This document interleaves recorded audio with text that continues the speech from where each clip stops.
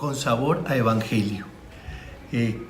Esta familia que hemos ido tejiendo en torno al evangelio de cada domingo se llama así, familia con sabor a evangelio. Y es probable que seamos aproximadamente entre 20 y 25 mil hermanos que caminamos al sabor y con el sabor del evangelio. Es el sexto domingo del tiempo ordinario, ciclo B. La primera lectura está tomada del libro del Levítico. El Señor dijo a Moisés y a Aarón: cuando alguno tenga una inflamación, una erupción o una mancha en la piel y se le produzca la lepra, será llevado ante Aarón, el sacerdote, o cualquiera de sus hijos sacerdotes. Se trata de un hombre con lepra. Es impuro. El sacerdote lo declarará impuro de lepra en la cabeza. El que haya sido declarado enfermo de lepra andará harapiento y despeinado, con la barba tapada y gritando: impuro, impuro. Mientras le dure la afección, seguirá impuro. Vivirá solo y tendrá su morada fuera del campamento. Aquí hay tres cosas que yo quisiera destacar de este texto del libro del Levítico. Estamos en el capítulo 13. La primera es la enfermedad física. Ustedes y yo nos podemos imaginar perfectamente una persona con erupciones en la piel. La piel de alguna manera es la carta de presentación. Y además muchas partes de sus miembros a punto de desprenderse. Muchas partes. Lo segundo, el aislamiento de la familia. Uno vivir lejos de los que ama y de los que lo aman. Yo creo que la lepra espiritual nos aleja de los que amamos y de los que nos aman. Y lo tercero, el veto social, el señalamiento, la discriminación, la exclusión. 3 en una: lo físico, lo familiar, lo social. Y me atrevería a hablar de un cuarto elemento, lo moral o lo espiritual, porque el leproso era considerado una persona impura y la lepra una enfermedad, castigo divino. 4 en 1. Ese es el panorama de un leproso en el Antiguo Testamento. En el Salmo 31 respondemos: tú eres mi refugio, me rodean cantos de liberación. Cuando uno cree que lo ha perdido todo, se da cuenta que no lo ha perdido todo, porque aún le queda Dios.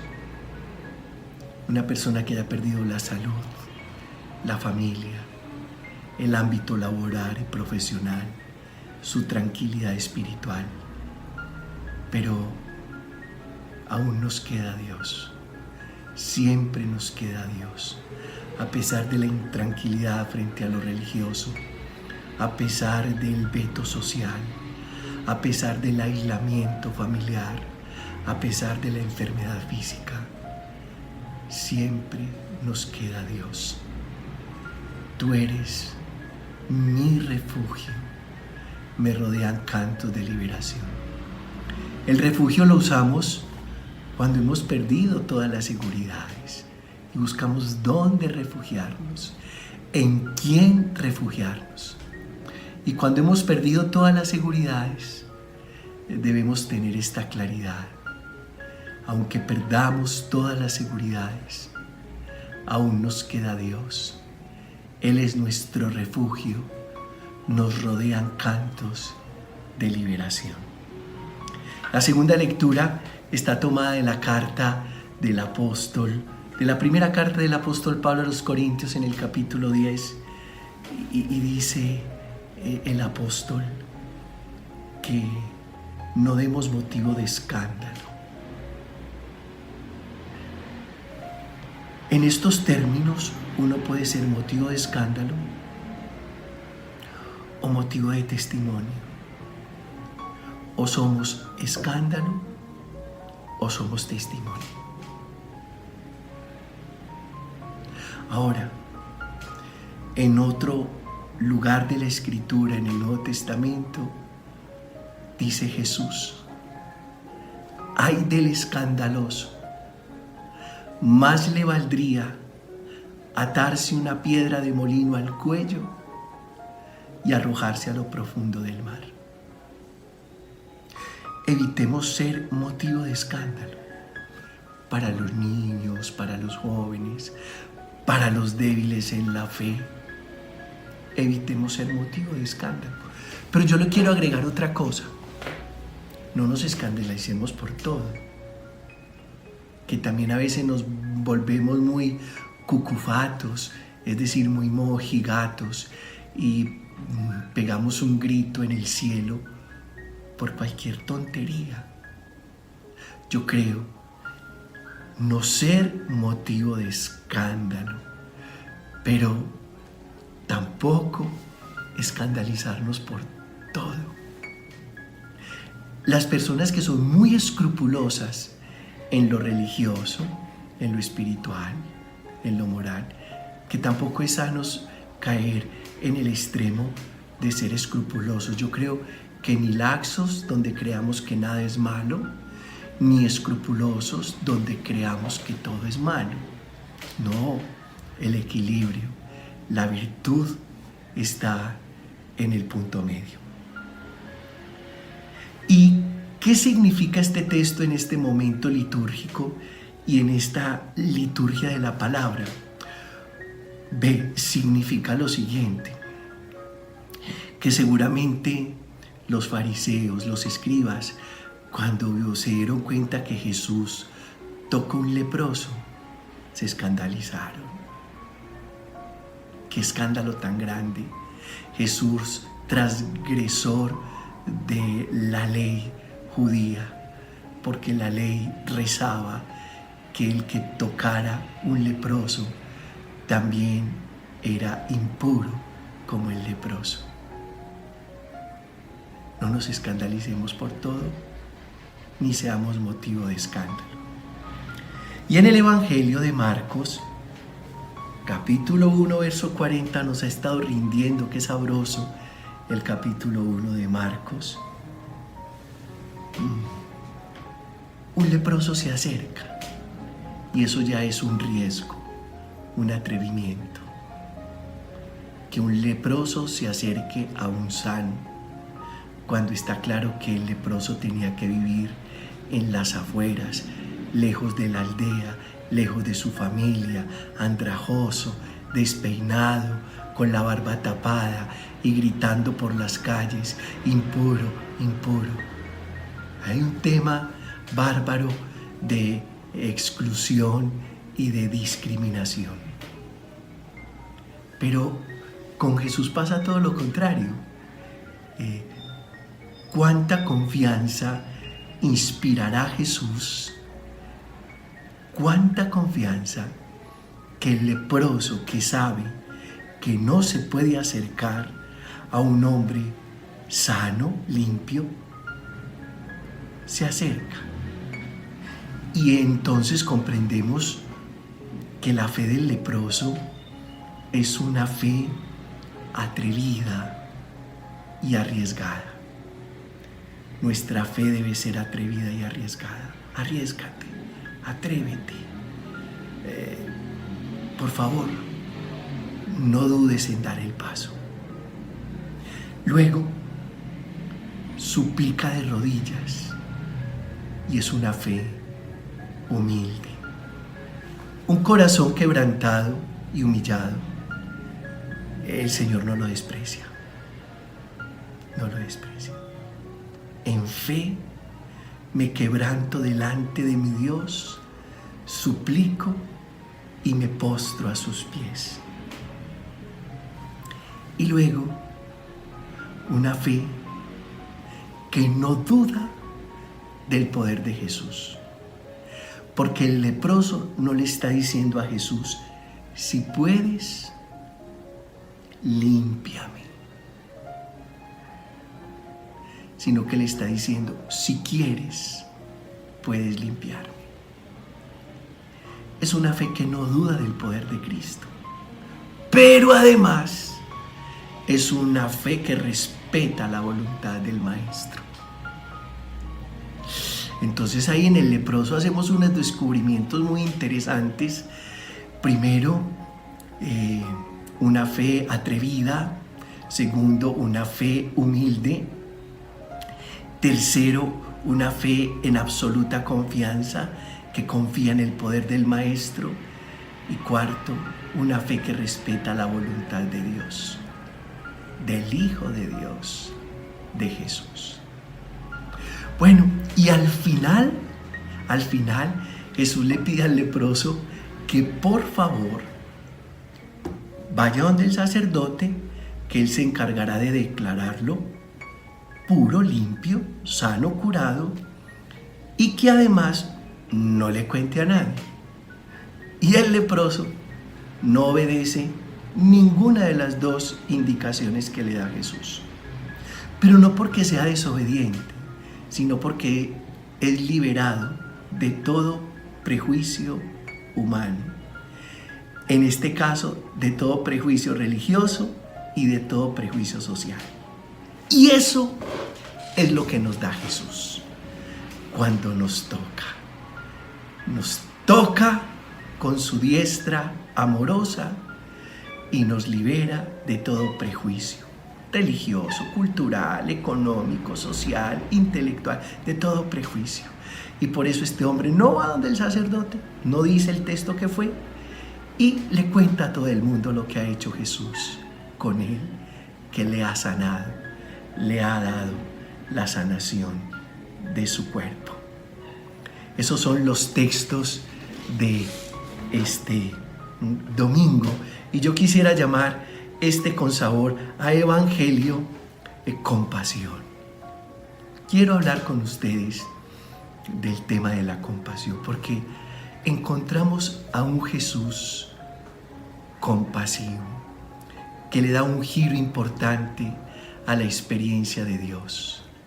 En el Antiguo Testamento, una expresión religiosa discriminadora y excluyente. En el Nuevo Testamento, una experiencia de Dios cercana, acogedora, sin prejuicios, liberadora, sanadora. Compasión, pasión con compasión. Y digamos, 7 cosas muy importantes de la compasión. La primera de ellas, la compasión nace de la propia debilidad del ser humano. Nosotros nos reconciliamos con nuestra debilidad, compadeciéndonos de la debilidad del otro.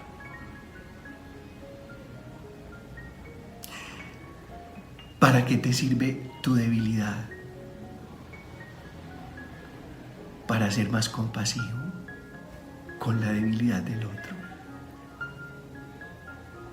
Recicla tu debilidad, es decir, de la debilidad quédate con lo bueno.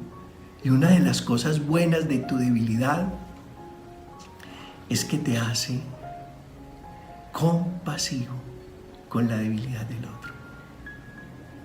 Por eso es tan interesante que nosotros podamos acercarnos al sacramento de la reconciliación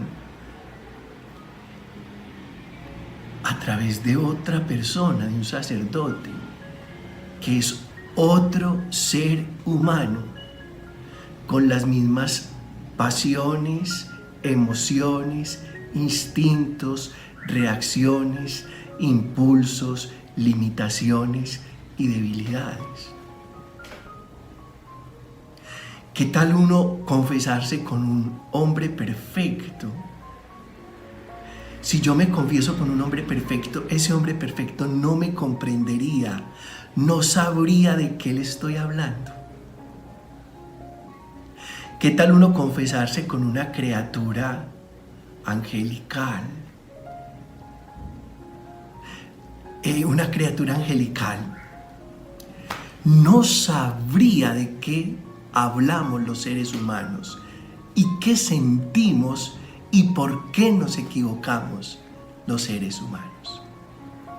Por eso es tan importante hacer conciencia de la debilidad que me lleva a la compasión.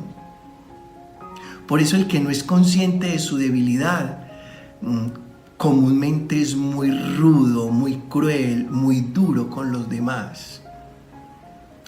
¿Por qué somos tan rudos, crueles y fuertes con los demás? Por inconsciencia. ¿Y cuál inconsciencia? No ser consciente o conscientes de la propia debilidad. Así que entre más conscientes de nuestra propia debilidad, más compasivos. La compasión nace de la conciencia de la propia debilidad. Segundo, la compasión exige sensibilidad limpia. La vivencia de la compasión requiere sensibilidad limpia. Es decir, que nuestra sensibilidad no esté congelada ni endurecida,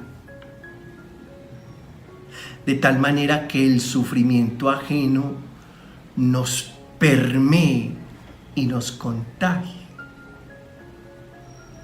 Lo distinto de sensibilidad limpia es indiferencia. Ya lo dijo Martin Luther King: no me asombra la maldad de los humanos, sino su indiferencia.